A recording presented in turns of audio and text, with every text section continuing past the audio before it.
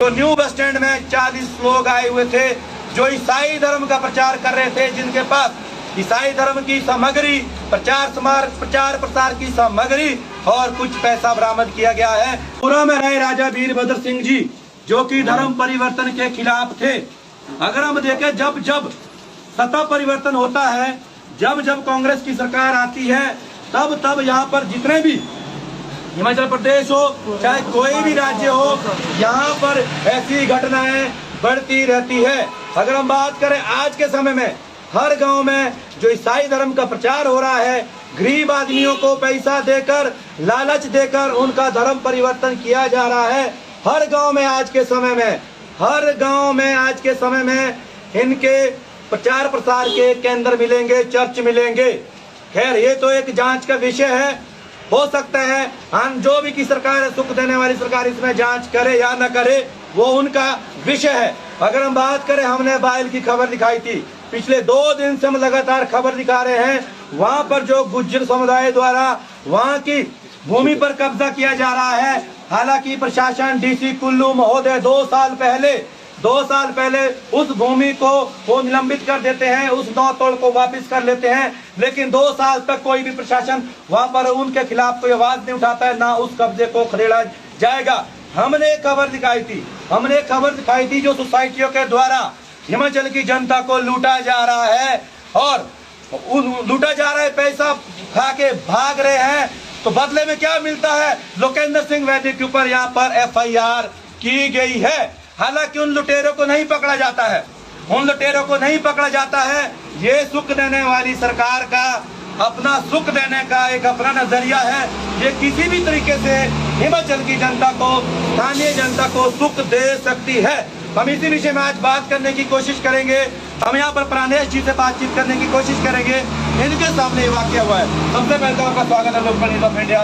गाँव की गोंदखिली तक में बताएं क्या मामला हुआ है। आवाज धन्यवाद उपेंद्र जी, मेरी आवाज़ को लोगों तक पहुँचाने के लिए। आज दोपहर लगभग 1 बजे के आसपास में कुछ काम से रामपुर के नए बस अड्डे पर गया हुआ था। वहाँ पर एक महिला शायद मेरे वहाँ पहुँचने से पहले से ही कुछ भाषण टाइप का कुछ कर रही थी। मैंने ध्यान नहीं दिया। एक स्टॉल से मैंने एक दूध की बोतल खरीदी। मैं वापस आने लगा, उसने मुझे रोक के पूछा कि भाई साहब आप क्या हैं। तो जैसा कि मैंने आपको कहा कि मुझे पहले से ही वो लग रहा था विक्षिप्त है, तो मैंने ज़्यादा गौर नहीं किया। मैं जाने को हुआ तो उसने मुझे बिल्कुल एकदम बड़े उससे मनोयोग से रोका। मैं रुक गया, तो रुक के मैं उसकी बातों से समझ गया थे मुझसे जानना क्या चाहती। मैंने कहा जी बहन जी मैं हिंदू हूँ। तो मुझे कहती है कि भाई अभी भी समय है, सुधर जाओ। कहते परमेश्वर का कहर आएगा तो तुम्हें कोई दुनिया में बचा नहीं सकता। मैंने कहा किस टाइप का कहर? कहता ईसा मसीह की शरण में। किसकी शरण में? बोला ईसा मसीह की शरण में चले जाओ। मैं क्यों? कहता आप ईसाई बन जाओ। मैंने कहा बहन जी क्यों बन जाऊँ ईसाई? मैं भाई जन्म से हिंदू हूँ, मुझे अपने धर्म पे आस्था है, मैं ईसाई क्यों बनूँ? और आप इस तरह से मुझे इस तरह से क्यों कह रहे हो? आपको कोई अधिकार नहीं है किसी व्यक्ति को ये कह देना कि आप मुसलमान हैं, आप ईसाई बन जाओ, या ईसाई हिंदू बन जाओ। मुझे क्यों कह रहे हो आप? जब मैं आपको नहीं किसी तरह के किसी शब्द या किसी तरह का कोई धार्मिक वो आपकी टिप्पणी नहीं कर रहा हूँ, तो आपको कोई अधिकार नहीं बनता है। तो वो मुझसे कहती है कि बोला जी ऐसा है, मैं भी पहले हिंदू थी, मेरा पूरा परिवार हिंदू था, बहुत गरीब थे, बहुत दिक्कतें थी हमारे परिवार में, बहुत बीमारियाँ रहती थी, बहुत तरह की प्रॉब्लम्स थी।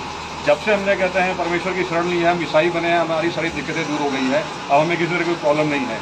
उनके पास में कोई पैकेट आया था, पाउच में कुछ था, आई थिंक मुझे शायद बाइबल होगी या कुछ और होगा, मुझे नहीं पता, और कुछ और सामान, वो उसका मुझे प्रलोभन देने लगे कि हम बहुत कुछ करते हैं, हमारे साथ आ जाओ, हमारे ब्रदर बन जाओ, ये हो जाओ, वो हो जाओ, और आपको किसी तरह की कोई तकलीफ नहीं रहेगी। मैंने उससे एक ही बात कही कि बहन जी ऐसा है कि अपने धर्म के अंदर में मैं भिखारी रह जाऊं, भूखे मर जाऊं, मैं अपने ही धर्म के अंदर अच्छा हूं, मुझे ईसाई नहीं बनना, मेरी आस्था अपने धर्म के प्रति है।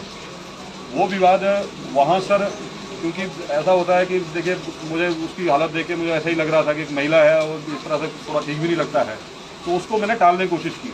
वहाँ से वो थोड़ी दूर पे जब उसको टाला, थोड़ा धमकाया, 1-2 लोग और भी आ गए थे, कुछ लोग वहाँ थे जो थोड़ा सा होता ही है, ये इस तरह की बातें होती हैं, थोड़ा क्रोध में आ जाती है, उन्होंने मारने पीटने की कोशिश, इस तरह की, मतलब किस तरह माहौल ख़राब हो जाए, मैंने उनको टालने की कोशिश की। वहाँ से हटाया, 10 मीटर की दूरी पे वो फिर से उन्होंने वही नौटंकी स्टार्ट कर दी। इस बार उनके साथ जब देखा तो और भी लोग थे, तो वहाँ जो और जनता थी, बहुत सारी कश्मकश हुई। वो जब जानकारियाँ होनी प्रारंभ हुई तो हमें पता लगा कि वो 40 के आसपास लोग हैं, और वो पता नहीं यहाँ कोई कैंप करने आए हुए हैं। तो वो स्थिति देखने में स्थानीय लोग थे और भी लोग थे, तो माहौल ज़्यादा खराब ना हो, इसलिए हमने पुलिस को सूचना की।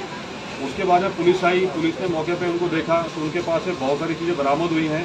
अभी थाने के अंदर हम सभी आए हैं। मैं व्यक्तिगत तौर पर, क्योंकि उन्होंने मुझे पॉइंट किया और मुझे रोक के मुझे कहते हैं इस तरह से, मतलब ये बड़ा अशुभरी तो भाई साहब मेरे लिए बड़ा हाथ करने वाला है कि कोई व्यक्ति मुझे आके कह दे कि तेरा धर्म नीच है, हमारा धर्म ऊंचा है और तुम जो है हमारे धर्म में आ जाओ, तो ये निश्चय ही एक दंडनीय अपराध है। और इसके लिए मैं पुलिस से यही अपेक्षा करता हूँ कि पुलिस इससे न्यायोचित व्यवहार करे मेरे साथ में, कम से कम। ये इनके पास क्या क्या सामग्री प्राप्त की? अब हमें तो बाहर निकाला हुआ है, पुलिस अंदर कार्रवाई कर रही है और आई थिंक बाइबल है, कुछ कैश हमारे सामने निकला है इनके पास से। और उसके बाद में अभी इनको अब शायद इनके साथ में, वैसे तो अधिकतर नेपाली मूल के दिख रहे थे, पर कुछ शायद 2-4 लोग स्थानीय हैं इनके साथ में, और ये आगे कहीं दूसरे गंतव्य की तरफ निकल रहे थे। अभी थाने के आगे हम खड़े हैं, देखते हैं कि अगली कार्रवाई क्या होती है। देखिए दर्शकों, ऐसे मामले रामपुर शहर के अंदर बहुत ज्यादा देखे जाते हैं। कुछ समय पहले डंसा एक ऐसा मामला आया था जो कि पैसा देकर धर्म का प्रचार प्रसार किया जा रहा था। हम यहाँ पर विष्णु शर्मा जी से बातचीत करने की कोशिश करेंगे, आखिर ये मामला क्या है। अक्सर ये घटनाएं हिमाचल प्रदेश देवभूमि रामपुर शहर के अंदर क्यों हो रही है? सबसे पहले तो स्वागत है आपका लोकल न्यूज ऑफ इंडिया में। क्या कहना चाहेंगे जो ऐसे वाक्य बीच बीच में होते रहते हैं और प्रचार प्रसार किया जा रहा है पैसा देकर? धन्यवाद लोकेंद्र जी।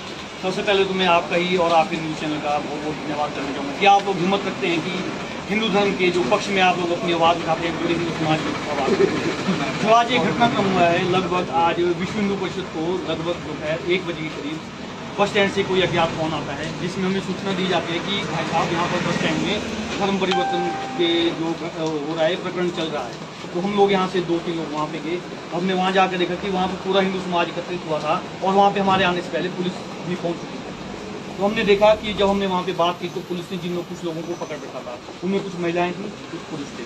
तो जब हमें उनसे फिर जानकारी मिली तो ये पता चला कि एक जो बस है ये दिल्ली, रामपुर से दिल्ली जा रही है। इसमें कोई ये बस की पूरी बस की बुकिंग आज से 2 दिन पहले 6 तारीख को होगी है। बुकिंग इनके द्वारा की गई है? ये बुकिंग 2 दिन पहले 40 सीटर जो बस है ये 2 दिन पहले 6 तारीख को इसकी पूरी बुकिंग हो चुकी है।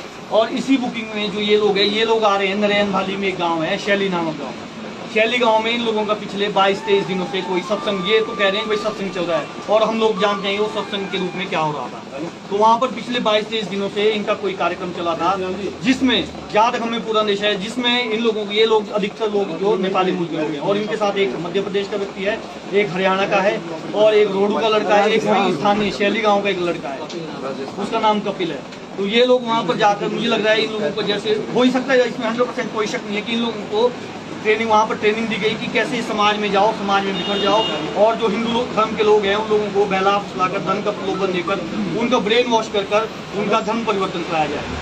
और ये उसी चीज़ को देखते हुए ये लोग समय से पहले, बस के समय से पहले रामपुर बस स्टैंड पहुँच गए। तो इनके दिमाग में आया हुआ कि भाई क्यों ना हम यहीं से शुरू करें, और वही चीज़ को देखते हुए ये लोग, कुछ महिलाएं और पूरे बस स्टैंड में बिखर गई और अलग अलग लोगों से संपर्क करने लगी। और जो हमारे भाई साहब है जिन्होंने ये कंप्लेंट किया, और मैंने भी दाद देना चाहूँगा कि इन्होंने हिम्मत दिखाई है हिंदू धर्म के लिए खड़े रहे ऐसे नौजवानों की, तो हमारे हिंदू धर्म को बहुत आवश्यकता है। मैं सभी से, आपके चैनल के माध्यम से, जो भी घर में जितने भी हिंदू भाई बहन बैठे हैं उन सबसे यही रिक्वेस्ट करना चाहूँगा, अपने धर्म के लिए आगे, धर्म की रक्षा के लिए जरूर खड़े हों। धर्म, जो धर्म की रक्षा करता है धर्म स्वयं ही उसकी रक्षा करता है। और आप ये देखिए, आप जो हम यहाँ पे इन लोगों को लेकर यहाँ पे पहुँचे हैं तो हमें इनके समान में कोई बहुत बड़ी संख्या में बाइबल्स मिली हैं, पैसे मिले हैं, और अभी ये अंदर देखे हमने देखा है कि इनके फ़ोन से कोई ट्रांजैक्शन हुई है और एक ही व्यक्ति कोई वहीं शायद शैली गाँव से, ये उसके फ़ोन पे बार बार बहुत फोनों से मतलब ट्रांजैक्शन हुई है।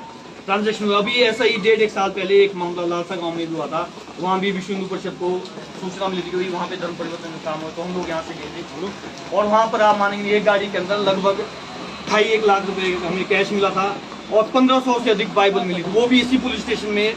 शाम के टाइम हम रात के समय यहाँ पहुँचे थे वो सारी स्मगली लेकर, और उस टाइम भी बहुत कुछ हुआ। पर देखिए हिंदू समाज के जाके सोए रहने की वजह से वो लोग छूट गए।